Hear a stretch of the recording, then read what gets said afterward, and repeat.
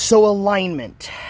I think that in a game which originally, traditionally, and even to this day is basically about being a hero, clearing dungeons and killing monsters, I think it makes sense to have a quasi-mechanic like alignment in the game. I do. I know that's not exactly popular in some circles or in some corners, and I think we should have lots of discussion about how it's used, but I think it makes sense because alignment, among other things, causes us to have to think about and even talk about the mentality, the motivation, and the morality behind our characters' choices. And I think at its core, that's really what this game is about. So I think it makes sense. Now, like anything else, it can be misused. Also, when ignored, I think it's a missed opportunity. Now, on my last video, a good number of you weighed in, and I saw people saying, oh yeah, I love it, I think it should be a bigger thing. I saw people saying, I think it was better used in this game over here. I saw people who said, I just really don't use it outside of character creation, or I really don't care.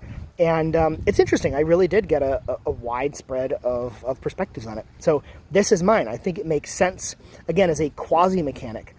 Now, I do want to talk a little bit more in depth a little bit later about how it actually works. Law versus order, good versus chaos, all those kind of things. But the big thing that I do subscribe to is a school of thought that says that alignment is descriptive. In other words, your character's alignment doesn't control what they can or can't do. And I know some people kind of use it that way. I think that's a mistake. It describes who your character is. And this is where, and I might tick some people off here, if your character, if you have lawful good, I'm going to go with an extreme example, lawful good written on your character sheet, and then your character consistently makes chaotic evil choices, I think not only is it well within the rights of your dungeon master, it's actually incumbent upon your dungeon master to at some point, probably after a conversation or two, say, okay, you are no longer lawful good, you are now chaotic evil.